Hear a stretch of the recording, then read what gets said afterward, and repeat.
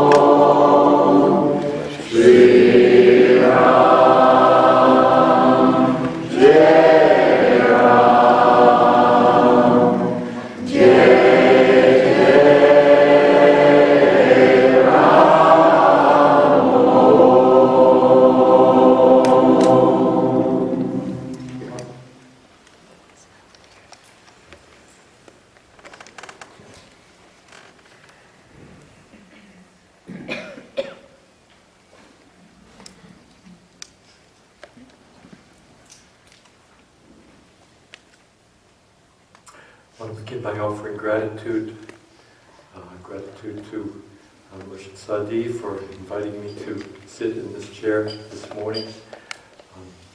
Gratitude to Murshid Wali Ali for holding our teachings with such care and preciousness and power for so long, and being such a model of Murshid living in the world. Gratitude to my dear brother Pir Shabda for your extraordinary leadership and guidance and modeling Dharma in your breath and how you live. Gratitude to our extraordinary Sangha of awakened hearts, beautiful beings. The world needs us. This is a tough time. We're talking today about phenomena. We're talking about transmission, about the beautiful living transmission that is in relationship and is held in this incredible bond of teacher to student, heart to heart, hand to hand. And we're talking about this at a time in history when egocentrism and narcissism is being grotesquely celebrated all over the place. The monstrosities of self-aggrandizement are all over our society, all over our culture. And yet we have been gifted with this teaching and this message, play well with others. Harmonize. Be friends with the beloved.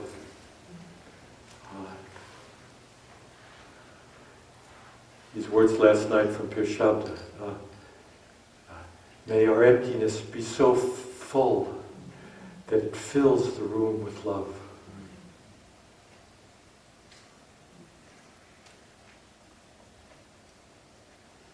And the words that Murshid Sadi shared last night from Pure Murshid Inayat Khan, this transmission is not bound in concept or in principle or in dogma or even in our practice.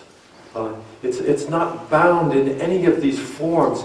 It is a living, vital reality that is transmitted from heart to heart through elders, through history. It didn't begin with us, it won't end with us, but it's a living reality. And we are the demonstration and manifestation of that reality in how we live, in how we behold each other, in how we breathe, in how we are models and examples in the world of goodness and righteousness and light.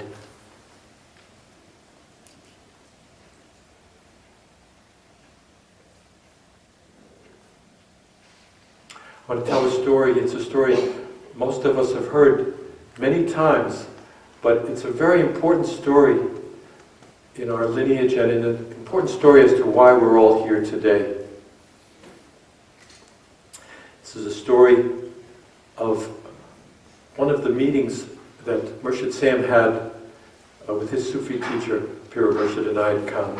And it's a story in which, as they come into a room together, young Murshid Sam and the master says to him, for this meeting, I don't want you to call me Murshid, I want you to call me Inayat, and I want to call you Samuel, and I want to say some things to you. And Murshid Sam said, young Samuel said, yes. Pir Murshid said, do you know how many loyal murids I have? So Murshid Sam said, well, he knew that he had traveled throughout Europe and in America. Samuel said, you hundreds? No, less. Well, you must have 100 less. You must have 50 murids less. You must have 20 loyal murids. Don't you have 20 loyal murids?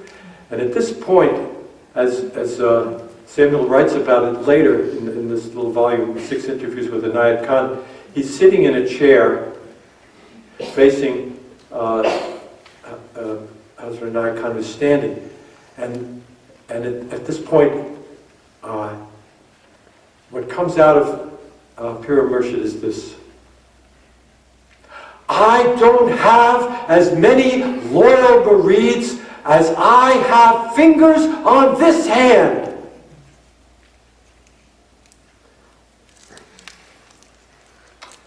And as Samuel writes about it later, the force of that was so intense that sitting in his chair, he fell over backwards, like in vaudeville. He just fell over to the floor. But he writes later, he says, in that moment, I received the full transmission of Hazrat Inayat Khan. The full transmission of his mission, of his ideals, of his life. It poured into me.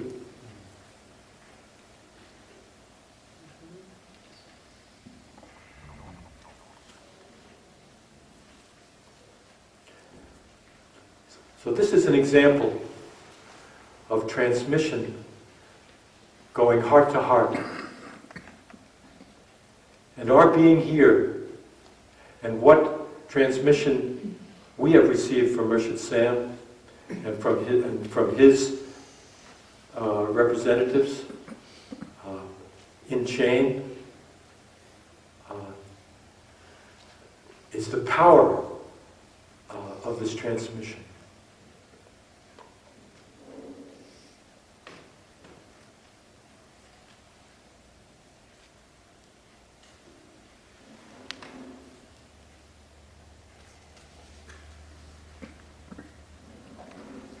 Now, one question that has always been in my life, I'm a psychologist, I have a lot of education, I think a lot about human development, and a question that I've often thought about is, what was Murshid Sam's pedagogy? How did he work with us?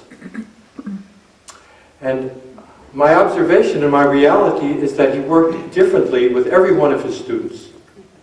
That he had a different note and a different way of being a gardener of the soul with each of us. There was no formula. I know he had a koan that he spoke aloud often.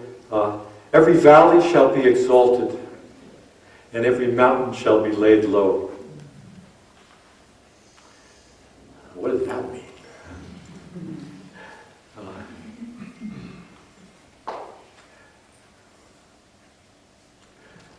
I've grown to understand that in this way.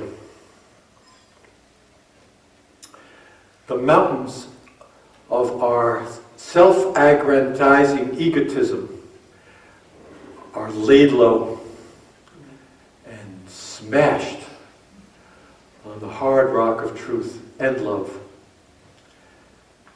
When I arrived in San Francisco, overeducated, rather arrogant, quite full of myself, it was my experience of Murshid Sam during the early part of our relationship of being smashed. Never with anger, and never with an ounce of hostility, but I could experience viscerally my own natural and successful egotism getting smashed. I'll share a few stories that many of you have heard, because one of them, Shabda, has been telling for years and years and years. But it's a good story, and good stories are worth repetition just as much as a good mantra. So, in this story, I arrived in San Francisco. I had been the summer before at this community in Franklin, New Hampshire with Sarah and Shabda and a bunch of others, and so I was friends with them, but they had come to San Francisco, and Shabda told me, he wanted me to come and do the dances and meet Murshid Sam. So I did, and we danced in Presida Park, and it was a spectacular experience, like our dances still are. Everyone was radiant, everyone was glowing. There was just, I was in love with everyone in the circle. It was a magical, exalting moment. I was wearing white, I was barefoot, I was floating in the heavens, and I heard this voice, "Hello, who are you?" And I kind of floated down to this a person who's actually not very tall physically, and I told him my name, and then he said, "Where are you from?" And I said, "From the cosmos."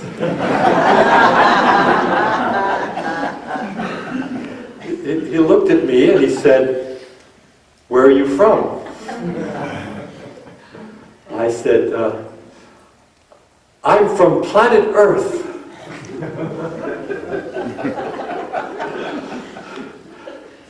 He looked at me with increasing intensity in his gaze, and he said, "Where are you from?"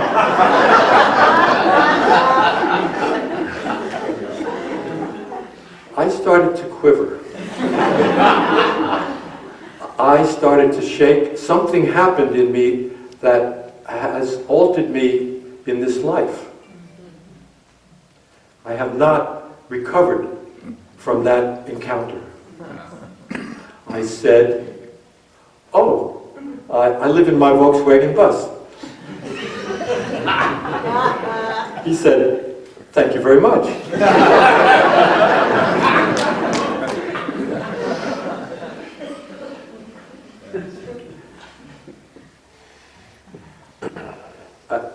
I've read in Aladdin Matthews' wonderful book a reference to almost a similar tale, and I think he may have used the word, but and if he didn't, I've used it. I found someone who was on to me.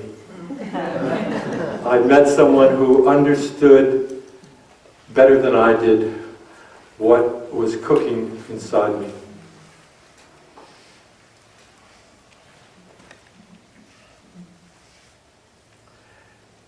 So I began to attend class regularly. I was drawn very, very much to Murshid. I could see that he understood something that was immense and vast, and that there was benefit for me to be in his presence and to be around him. At the same time, I still had all of my turkey sandwiches and habits of mind and thought, and there were numerous encounters that repeated the same message. One time he said, he heard that I had studied literature. He said, "Who's your favorite writer?" And I said, "I am."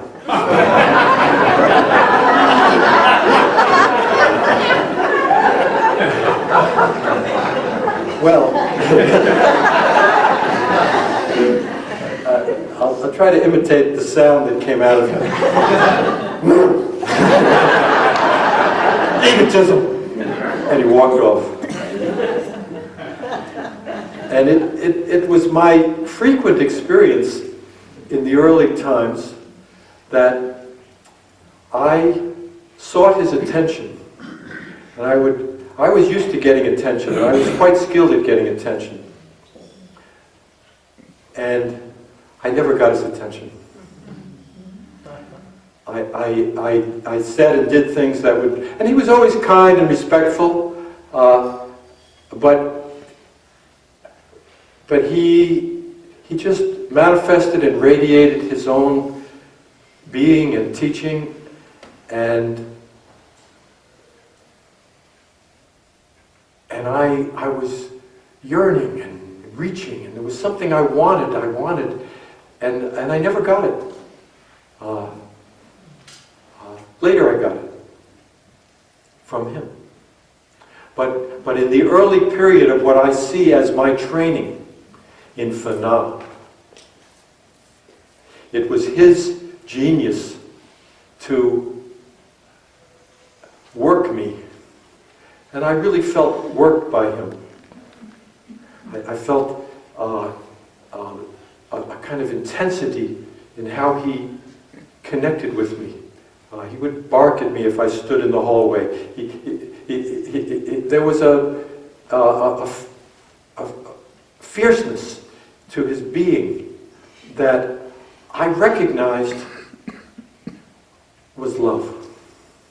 I knew enough to know that this is an enlightened being. This is a man who knows his place in history, who has trained immeasurably in the inner life, who is full of energy, full of vitality, full of power, but it's not personal power. He was not about personal power. He was about representing Dharma, representing his teachers, and manifesting something of benefit to the world.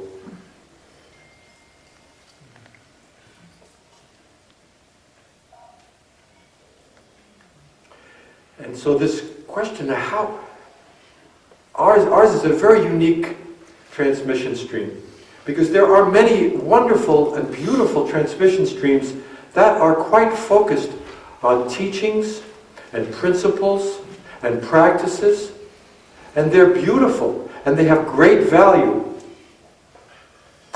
And as I understand the unique quality of our lineage stream, it is rooted in the direct Fana-based transmission of heart to heart.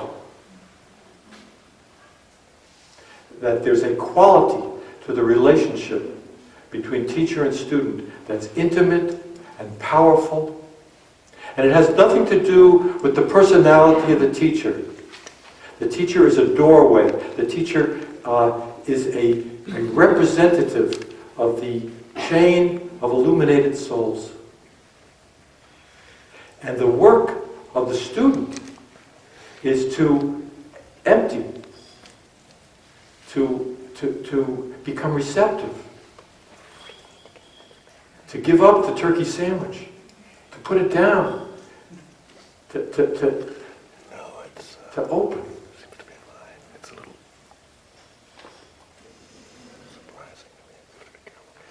At some point, midway in my training, I wrote a series of poems about Fana. It was clear to me that the theme in this training was Fana, that I needed to learn to empty, to become receptive. And I wrote a bunch of poems. I don't have them anymore, but I do remember one of them was entitled "Murder Me, Murshid."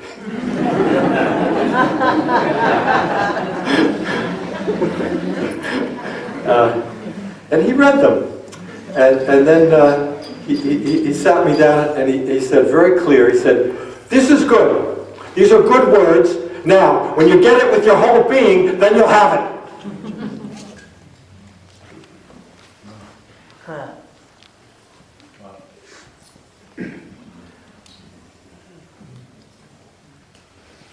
So this was part of the training. And I must say, it's a training that was not encapsulated in the year and a half that I was in San Francisco living around Murshid. It's a training that has continued to this day. It actually had some extraordinary features even last night.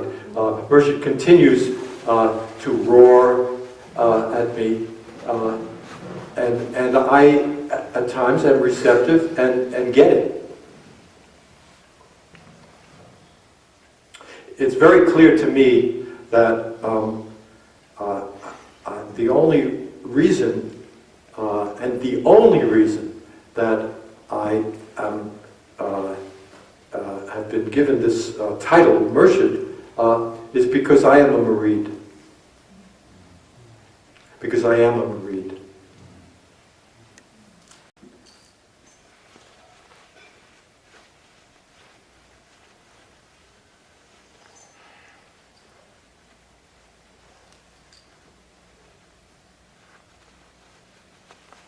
There were other parts of this training that are worth sharing out loud as part of the understanding of the model of training that our school celebrates. I wanted to have a meeting very much with Murshid. This is after I was initiated and wanted to have a meeting with Murshid, and I was made to wait and to wait and to wait and to wait and to wait. And then one day, Wali Ali said, "Come, you have a meeting tonight with Murshid." I said, "Great." So I went into the room, and I was really excited to be having my interview with Murshid. And I'm sitting there, and he comes in, he sits down, he looks at me, and he says, "What's paining you?" Now, I was not in touch with being in pain. But I trusted him. And I took that question in, and I trusted that he didn't make it up, that he saw something that deserved a response. And I kind of went in and I said, "Murshid, I'm not happy in my work." I wasn't doing any work. I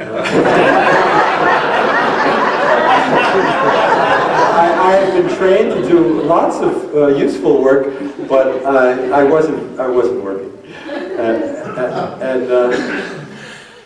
I said, "Murshid, I am not happy in my work."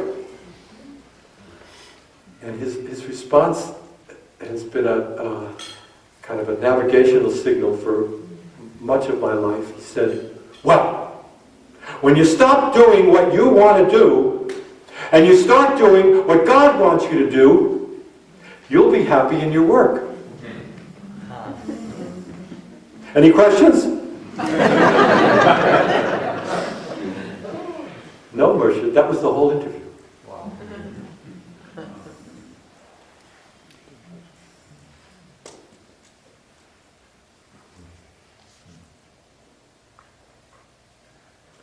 I'm trying to point a finger at the moon of this extraordinary genius of our gardening system. You know, how do we work with each other? How do we, as guides, see the light and the potential and the capacity for realization in our students? And how do we honor that and support that? At the same time, how do we create a container for something really vibrant and vital to be passed heart to heart? It's not passed heart to heart when it's full of egotism and self-aggrandizement and looking for attention.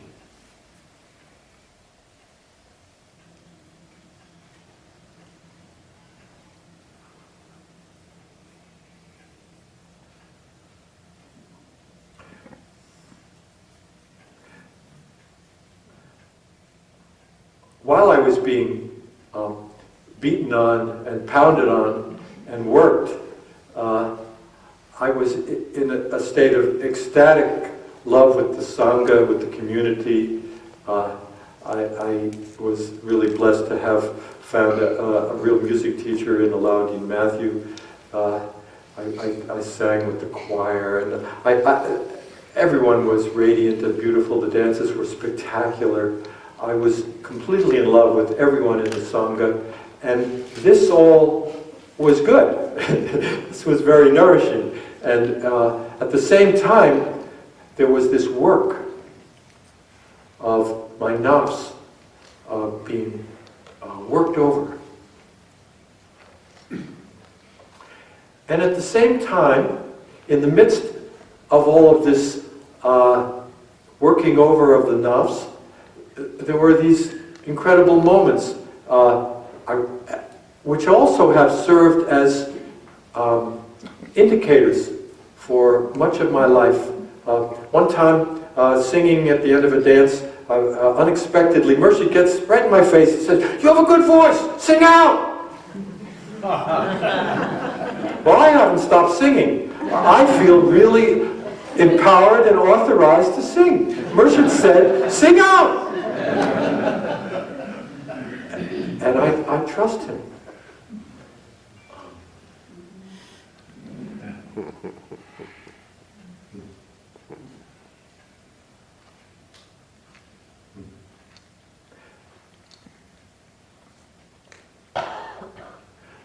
Another encounter that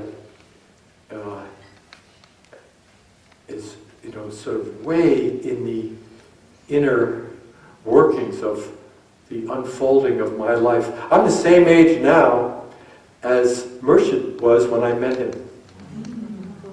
I'm 73, and Murshid was 73, and I don't know what that means, but it has some juice for me.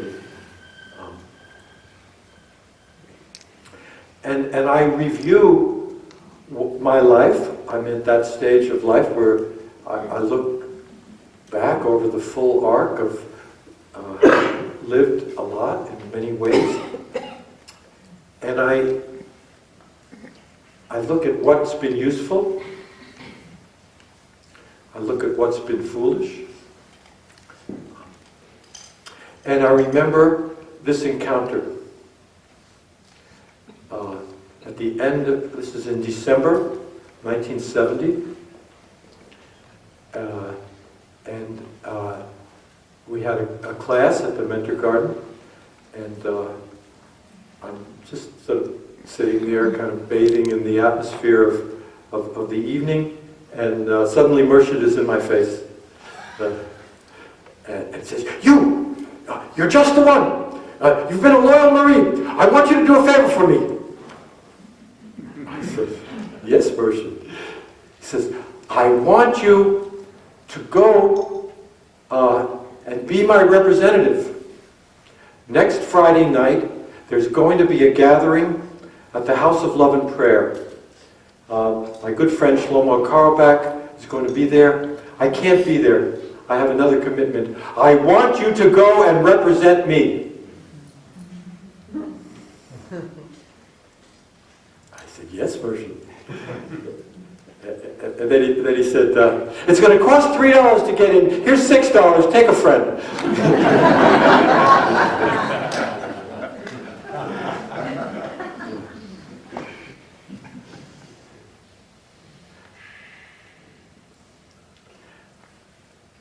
That Friday night came, and I was very torn because subsequent to this communication, Murshid had fallen. He had hit his head. He was in the hospital. He was in some very injured state. Our community was gathered in prayer, and I wanted to be with our community, but I had an assignment, and I went to the House of Love and Prayer. I told Shlomo about that, what had happened and what happened with Murshid. Shlomo prayed for Murshid. He opened up the Zohar and did a lot of reading, and it actually was the beginning of quite a relationship that I developed with Shlomo. I wondered if Murshid was kind of sending me to grow this relationship.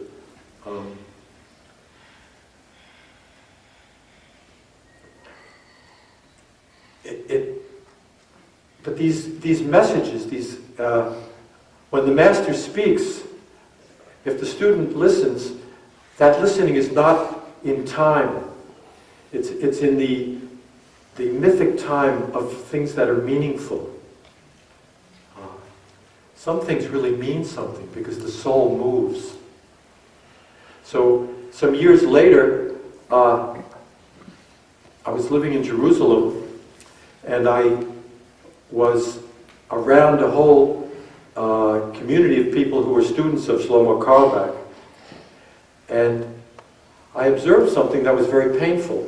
All of their intimate partnerships were breaking up. Every single one. Every marriage was blowing up. Blow up, blow up, blow up. And I really thought about this. I took it in, and I noticed that Shlomo, who was an extraordinary teacher of great light and beauty, was a ridiculous adolescent in how he related to women. He would pinch their butts. I mean, he did stupid things that would be called out instantly now, fortunately, but they weren't particularly called out then. And then Murshid shook me.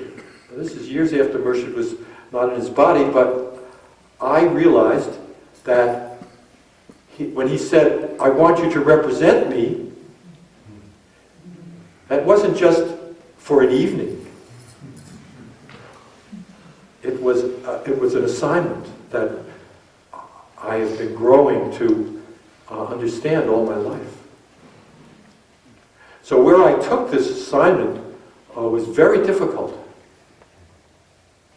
I went to Shlomo.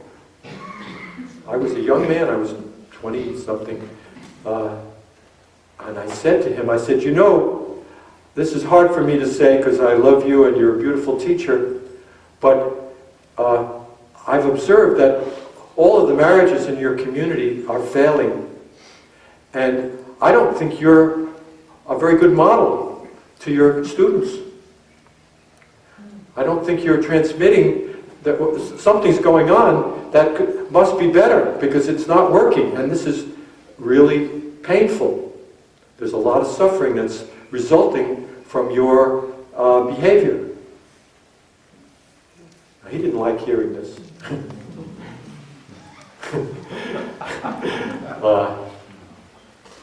However, years later, when they made a biography, his student Aryeh made a biography called Holy Beggars about Shlomo. He made a point of interviewing Wali Ali, and he interviewed me because I had quite a relationship with Shlomo, and I told him this whole story, and he insisted on including it in his book, and it's in the book. In the one that was published in America, but not in Israel. Oh, is that right? Yeah. Okay, thank you. That's helpful. Banned in Boston. Banned in Jerusalem. Yeah. So they had a different edition there, leaving out the woman on it. Okay.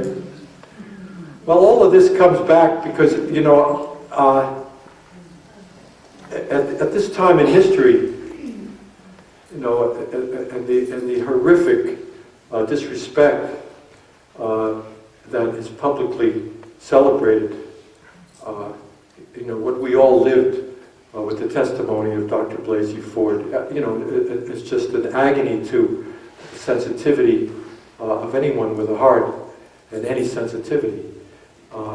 You know, and when they said to her, what was the worst thing that happened? And when she said, the laughter, how they laughed at me.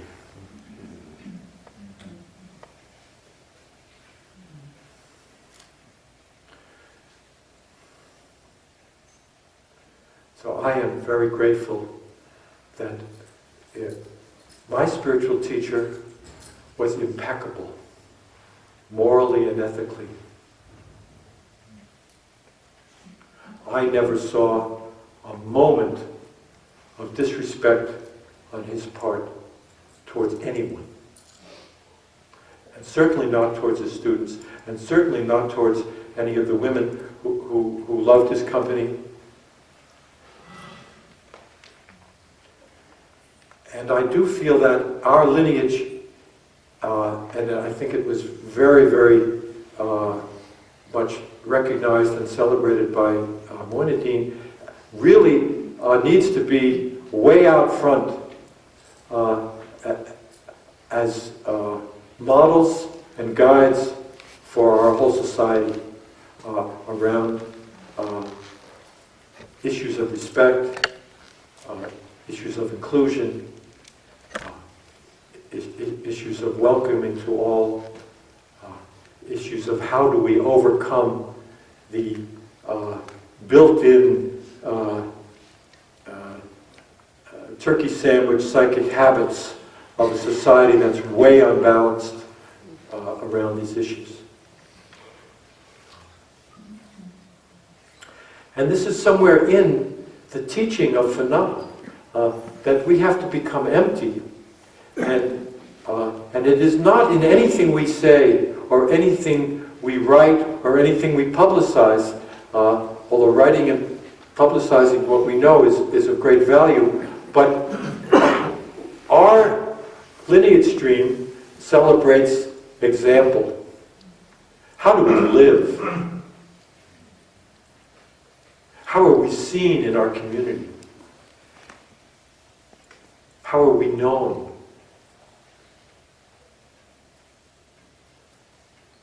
How are we living agents of love? How are we living agents of harmony? How are we living agents of beauty? These words are just words if we don't breathe them and live them and celebrate them in our lives, in our relationships, in our families, in our communities.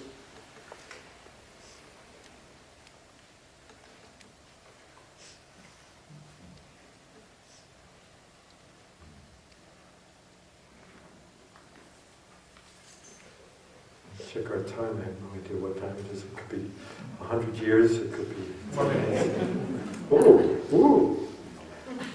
Get toward the end. What was Shlomo's response? Say what? What was Shlomo's response to you? He made a face. He turned away. He didn't really take it. He listened. Although I will say this. If I repeat the question, I don't think people... The question was, what was Shlomo's response to me? And I answered that he was displeased with it. He made a face. He walked away. But I will say this. The following year he married a very strong woman who helped him clean up his act big time. Now, I don't have any claim to the causal connection to these two facts, but my observation was that he did clean up his act.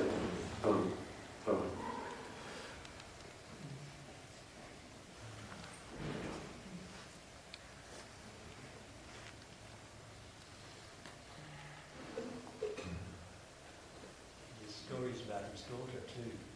There are some in the Shama It was very painful for her. Sure. It was very lovely. Repeat. There's stories about his daughter, Neshama Kalaba, and there's Yeah. wonderful YouTubes of her singing. But she also had some negative experience with it. Well, let's not focus on that. We're really here to focus on Murshid Sam. We're here to recognize that his example as a being fearless, absolutely fearless, taking on anyone and everyone who mountains of egotism that needed to be taken on, is a model. It's something in our stream. And I want to close this session on a note of our invoking. When Murshid left his body, we were given the guidance as a Sangha from Barkat Ali to do this practice. Yahayu Ya Kayyum. You know, let us realize that the truth is ever living, has no beginning and no end, and that the truth we lived in relationship to our teacher is an ever-living truth that has no beginning and no end. It's living now, it will live in the future, and it has always been. So let's, is there a guitar somewhere? Standard guitar.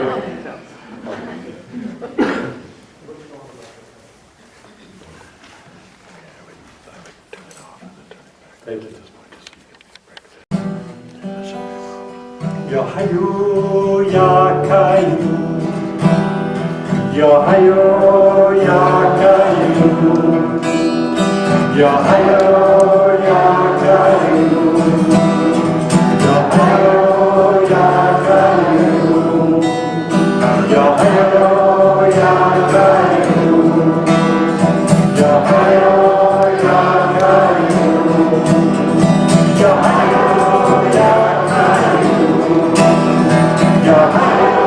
Ya Kayyum, Ya Hayyu Ya Kayyum, Ya Hayyu Ya Kayyum, Ya Hayyu Ya Kayyum, Ya Hayyu Ya Kayyum, Ya Hayyu Ya Kayyum, Ya Hayyu Ya Kayyum,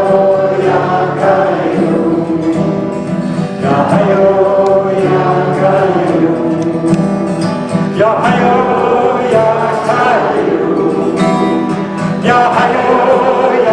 Kayyum, Ya Hayyu Ya Kayyum,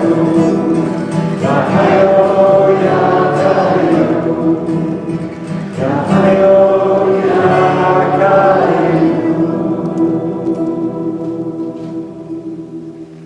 Ride, ride, ride, ride on.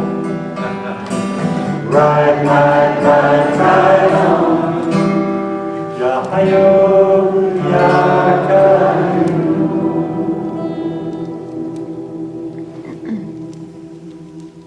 Hariyo, Hariyo.